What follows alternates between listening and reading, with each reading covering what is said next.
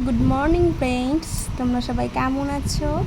আশা করি প্রত্যেকেই ভালো আছো। তো আমার সকালটা শুরু হয় আমার সোনা মায়ের দুষ্টুমি দিয়ে। তো তোমরা দেখতেই পাচ্ছ কতটা দুষ্টু করে আমার মেয়ে। প্রত্যেকটা ভিডিও যখন ছাড়ি মাম্মামে, তো তোমরা দেখতে পাও ওখানে ও কতটা দুষ্টুমি করে। তো এই যে ঘুম থেকে উঠেই আমার হাজব্যান্ড এখানে ফোন নিয়ে বসে পড়েছে, আর এখানে আমার দিদির ছেলে বসে আছে। তো আমি সকাল সকাল খুব বৃষ্টি পড়ছিল, তো সকাল সকাল আমি খিচুড়িটা চাপিয়ে দিয়েছিলাম। তো আমার খিচুড়ি রান্না হয়ে গেছে, আর এদের এক এক করে ডাকছি, কেউ আসে না খেতে। তো বাবা বললো তাহলে আমাকে দিয়ে দে, আমি খেয়ে নিই। তো বাবাকে প্রথমে দিয়ে কিছুটা ঠান্ডা করতে দিয়েছিলাম, বাবা বললো অল্প দে, আগে ঠান্ডা হোক তারপরে আবার খাবো। তো বাবাকে দিয়ে আমি আবার ওদের ডাকতে গিয়েছি, তো কেউ আসে না। তারপর বাবা খেতে খেতে বললো আমাকে আর একটু দিয়ে যা, ঠান্ডা হতে থাকুক। এই দেখো হাঁড়িতে এখনও কতটা খিচুড়ি রয়েছে।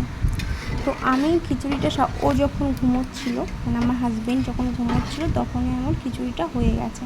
তো এসে বলছে কী চালের খিচুড়ি করেছে? দিয়ে আমি বললাম সিদ্ধ চাল আর মুগ ডাল।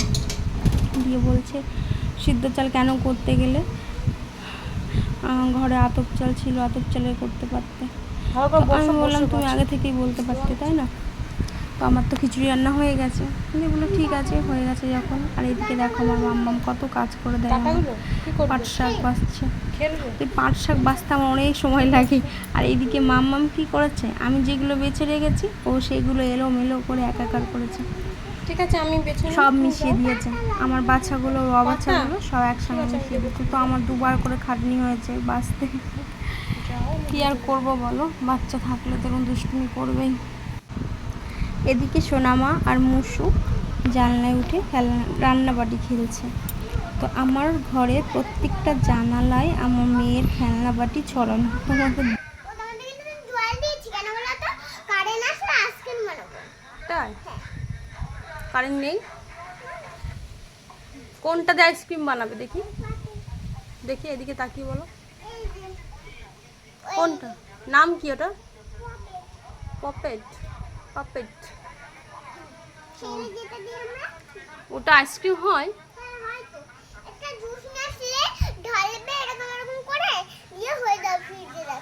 ফ্রিজে রাখলে হয়ে যাবে?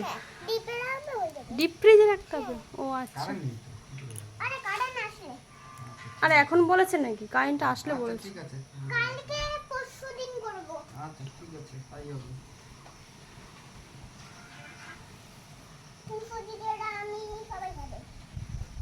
ঠিক আছে।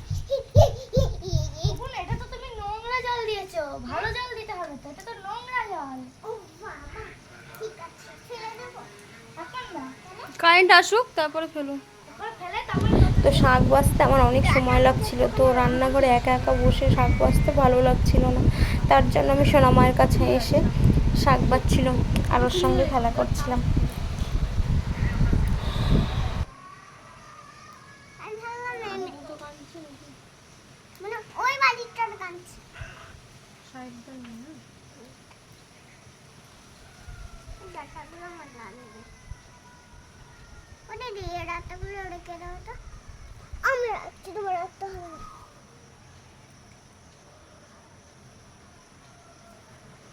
তুই শোন না, তোর বাচ্চা হচ্ছে না, সেটা শিরমির সমেত তুই বাচ্ছিস, এ শির ফেলে দিতে হবে।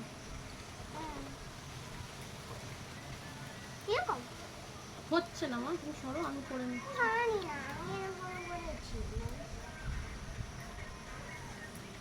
আর একজন সারাদিন শুয়ে শুয়ে ফোনে কথা। নিমন্ত্রণ খেতে বসেছে, খাও। ওই বাবা, সরি, গরম মা। হুম, আরেকটু খেয়ে না, আমাকে এটা ছাড়িয়ে দিতে পারো নাকি? ছড়িয়ে দাও, নাহলে খেতে পারবে না। বাবা দেখি আমি একটু ছড়িয়ে দিই। দিদিরটাও দেবো ছড়িয়ে? আচ্ছা ঠিক আছে, দিদিরটাও দিচ্ছি ছড়িয়ে। গরম খিচুড়ি। তোমরা যে নিমন্ত্রণ খাচ্ছ মা, তোমরা নিমন্ত্রণ খাচ্ছ পাতায়? বলে বাবলে খাও, তোলাই আছে।